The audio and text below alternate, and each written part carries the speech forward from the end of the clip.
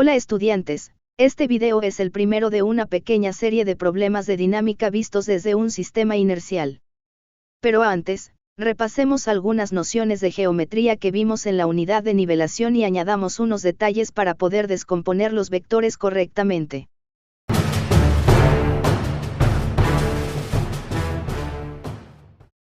Aquí tenemos dos ejes cartesianos, en ellos dibujaremos los diagramas de cuerpo libre. En cada cuadrante, es decir entre eje y eje hay 90 grados. Entonces, desde el positivo al negativo de un mismo eje, hay dos cuadrantes así que en total suman 180 grados. Cuando dibujamos un vector en un sistema cartesiano colocamos el origen del vector en el origen del sistema y el vector queda descrito por las coordenadas del punto final. Podemos enmarcar estas coordenadas con dos rectas paralelas a los ejes que dibujamos con líneas punteadas. Estas rectas y los ejes forman un rectángulo. La diagonal del rectángulo es el vector que estamos estudiando. Esta diagonal divide al rectángulo en dos rectángulos idénticos. Vamos a llamar alfa al ángulo entre el eje X y el vector. Este será el mismo ángulo entre la paralela horizontal y el vector, porque son el mismo triángulo, solo que uno está de cabeza. Llamemos al otro ángulo beta, que será el ángulo con la vertical. Sabemos que la suma de los ángulos internos del triángulo vale 180 grados, así que por ser un triángulo rectángulo alfa más beta es 90 grados. También lo vemos en el cuadrante. Alfa como ángulo de elevación y beta como ángulo de depresión completan los 90 grados. Dos maneras equivalentes de verlo. Ahora supongamos que tenemos una recta, que se cruza con otra recta.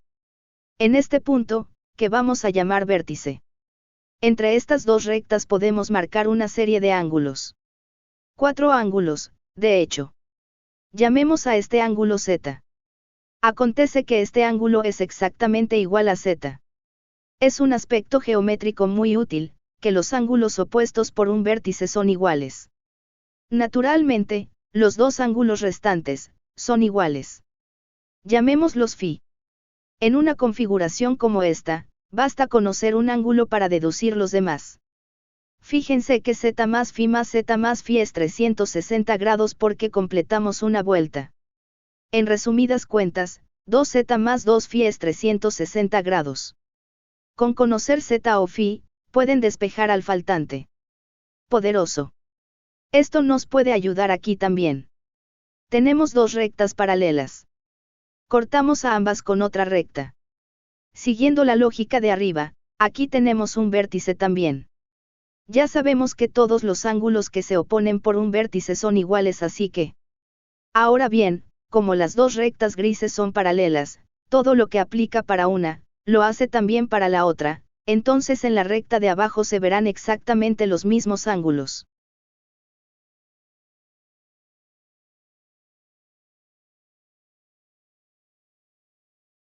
Pueden aplicar esto en el dibujo de la izquierda. Los ejes y las líneas punteadas son rectas paralelas. Pueden extender las líneas y al vector para visualizar mejor cómo se cortan. El eje X y la paralela horizontal son cortados por el vector. Los vértices son el punto inicial y final del vector. Entonces, estos dos ángulos de aquí también son alfa. Se puede hacer lo mismo para beta, por supuesto. Volvemos con dinámica. A partir de ahora vamos a desarrollar con las leyes de Newton situaciones primero sencillas y luego más complicadas. Empecemos por el caso más elemental. Un cuerpo, Pac-Man de masa m sub p, libre de ataduras. Solo necesitamos el eje Y, asumiendo que la Tierra está justo debajo de Pac-Man. Sustituimos a Pac-Man en el sistema de abajo por un punto en el origen. La única fuerza que está actuando sobre Pac-Man es el peso, que apunta verticalmente hacia abajo. Representamos al peso como menos m sub pg. Nunca como p. Ahora vamos a invocar la segunda ley de Newton que dice que la fuerza total es igual a la masa del cuerpo por su aceleración. Lo hacemos como sigue. La suma de fuerzas en el eje Y es igual a el peso. Colocamos el peso negativo porque apunta hacia abajo. No hay más fuerzas, este es todo el lado izquierdo. Debemos igualar a cero si Pac-Man está en equilibrio, es decir en reposo o en movimiento rectilíneo uniforme o a masa por aceleración en caso contrario.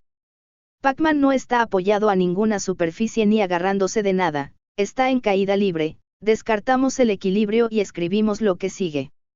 De esta expresión obtenemos algo muy obvio, que la magnitud de la aceleración es g. ¡Qué sorpresa! Antes de seguir quiero aclarar algo importante.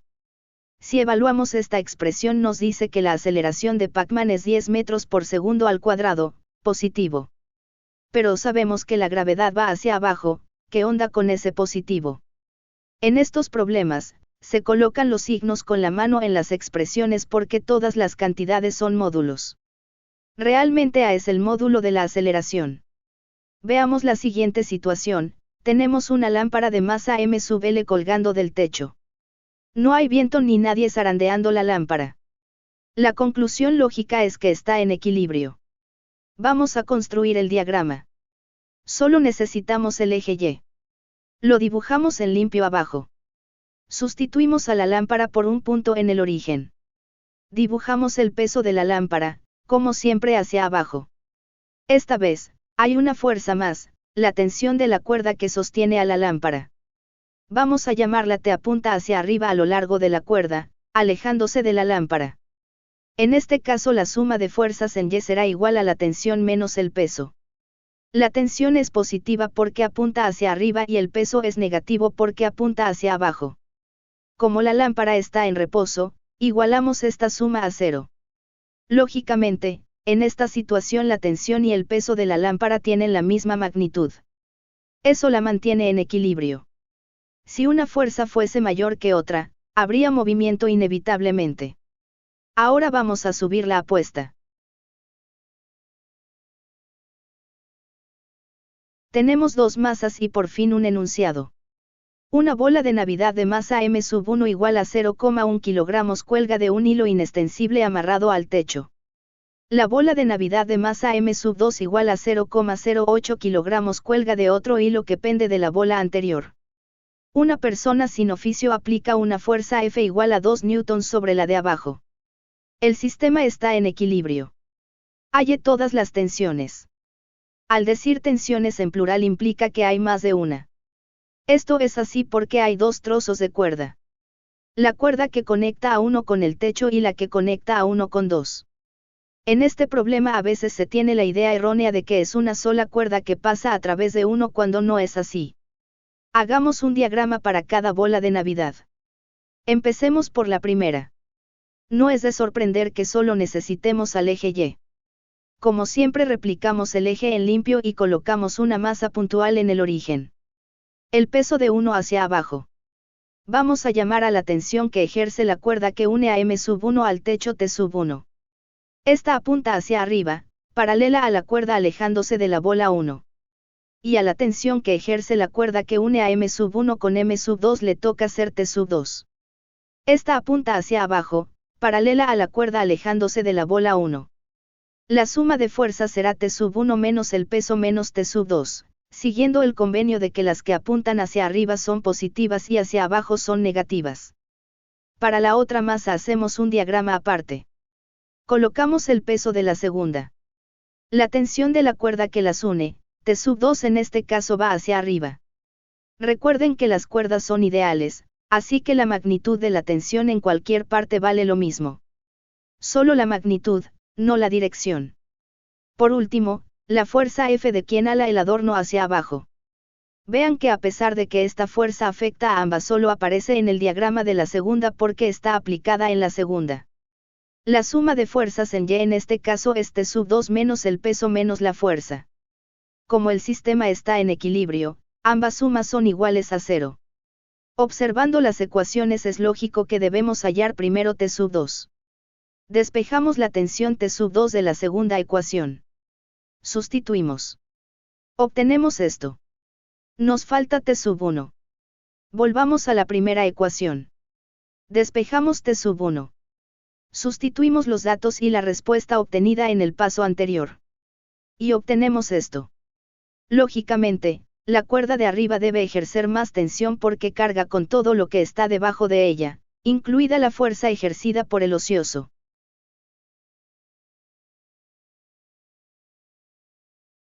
La lámpara de antes estaba muy aburrida, así que con 2 cuerdas más quedó este artístico arreglo. Nos dan la masa de la lámpara y el ángulo de inclinación de la cuerda con el techo. Las otras 2 cuerdas están perfectamente horizontal y vertical respectivamente. Nos piden las tensiones de cada una que hacen posible que el sistema esté equilibrado. Como siempre, vamos a hacer un diagrama. Disponemos el eje Y paralelo a la cuerda 3. Y lo replicamos en limpio con la masa puntual en el origen. El peso de la lámpara apunta hacia abajo. La tensión 3 apunta hacia arriba, paralela a la cuerda y alejándose de la lámpara. Esas son todas las fuerzas que actúan sobre la lámpara. La suma de fuerzas en el eje Y es sencillamente la tensión T3 menos el peso y esta es igual a 0 por estar en equilibrio. Despejamos T3. Sustituimos. Obtenemos esto. Pero sigue el misterio, ¿cómo conseguir las otras 2 tensiones? En el diagrama está estrictamente prohibido colocar fuerzas que no están actuando en la masa y las cuerdas 1 y 2 claramente no están amarradas a la lámpara directamente. Están anudadas entre sí. Nos toca hacer algo diferente. Tomemos este eje horizontal. Vamos a hacer un diagrama de cuerpo libre del nudo donde están amarradas las cuerdas. Las leyes de Newton se sostienen, aunque el cuerpo que estemos analizando no tenga masa. Si no fuese así no podríamos hablar de cuerdas ideales. Dibujamos los ejes. Sustituimos el nudo por un punto. Ahora bien, como la cuerda es ideal no tiene masa, así que no hay peso, solo las tensiones que como siempre son paralelas a las cuerdas y alejándose en este caso del nudo. Tenemos T3 hacia abajo. T1 hacia arriba y hacia la izquierda. Este vector tiene un ángulo de elevación igual a z. Y finalmente, T2, paralela al eje X. Si no captaron por qué el ángulo de T1 es z, veamos más de cerca la cuerda un momento. Entre el techo, una línea vertical imaginaria y la cuerda hay un triángulo rectángulo. Nos dan el ángulo entre el techo y la cuerda, z, que vale 47 grados. El ángulo de abajo debe valer 43 grados para que sumados con los 47 grados y los 90 grados den 180 grados, tal como sabemos que da la suma de los ángulos internos de cualquier triángulo. Los ejes de nuestro diagrama de cuerpo libre son estos. Y nuestro triángulo está en este cuadrante. Podemos completar el ángulo recto del cuadrante de esta manera.